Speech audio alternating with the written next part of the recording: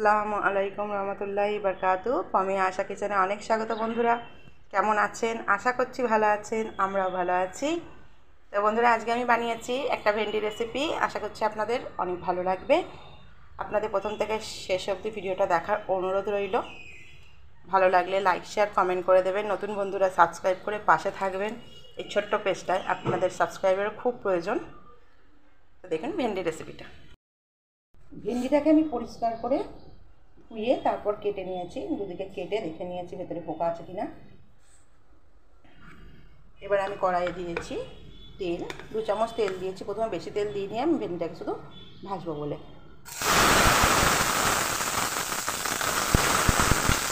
ভেন্ডির গায়ে যেহেতু ছিল তাই এতটা ফোটালো।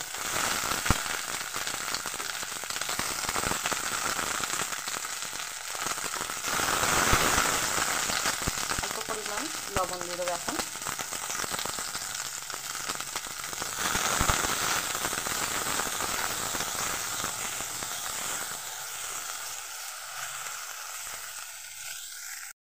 একটা বাটি নিয়ে নিয়েছি।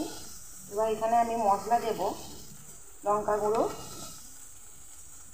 জিরে গুঁড়ো, ধনে গুঁড়োটা একটু বেশি, আর দিয়ে দেব হলুদ গুঁড়ো। এবার দিয়ে দেব হাফ চামচ, এই চামচে হাফ চামচ আমি দিলাম বেসন।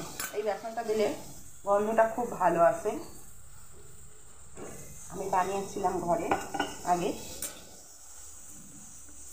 এটাকে ভালো করে আমি মিশিয়ে নেব। ভেন্ডিটা ভাজতে ভাজতে এটা মিশ্রণটা ভালোভাবে গুলে রেখে দেব 5-7 মিনিট। ভেন্ডিগুলো নরম হয়ে গেছে, ভাজাও হয়ে গেছে। তো আমি এটাকে তুলে নেব।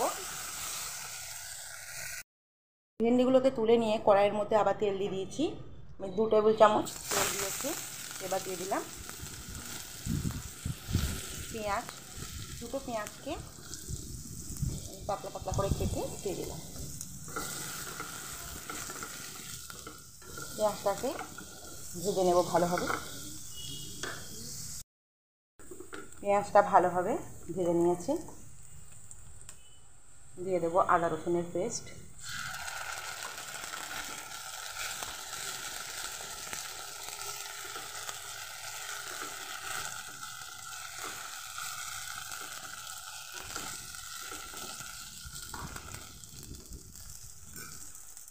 যে মশলাটা গুলে রেখেছিলাম সেই মশলাটা দিয়ে দেব।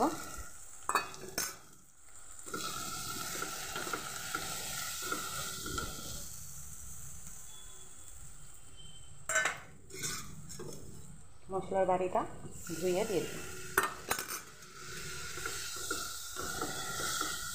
মশলাটাকে ভালোভাবে কষিয়ে নেব।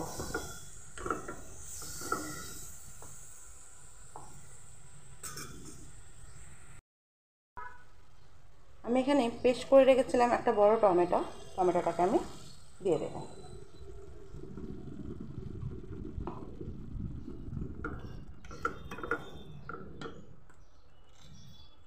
দিয়ে দেব লবণ।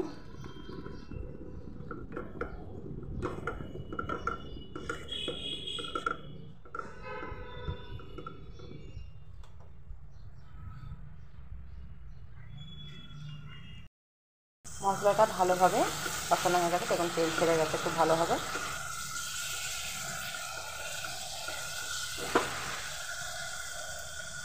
এর মধ্যে দিয়ে দেবো ভেন্ডিগুলো।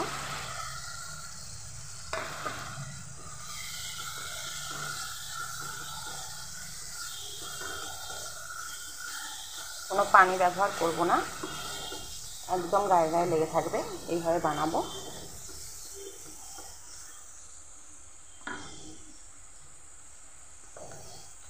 অল্প পরিমাণ লবণ দেবো, লবণ কম আছে তাই।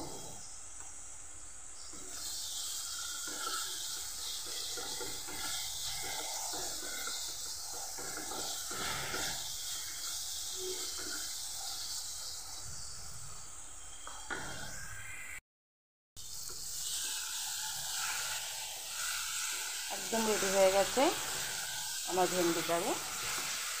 কেমন লাগলো অতি অবশ্যই জানাবেন কমেন্ট করে। ভালো লাগলে লাইক শেয়ার কমেন্ট করবেন বন্ধুরা, নতুন বন্ধুরা সাবস্ক্রাইব করে দেবেন। গ্যাসটা করে দিচ্ছি বন্ধ।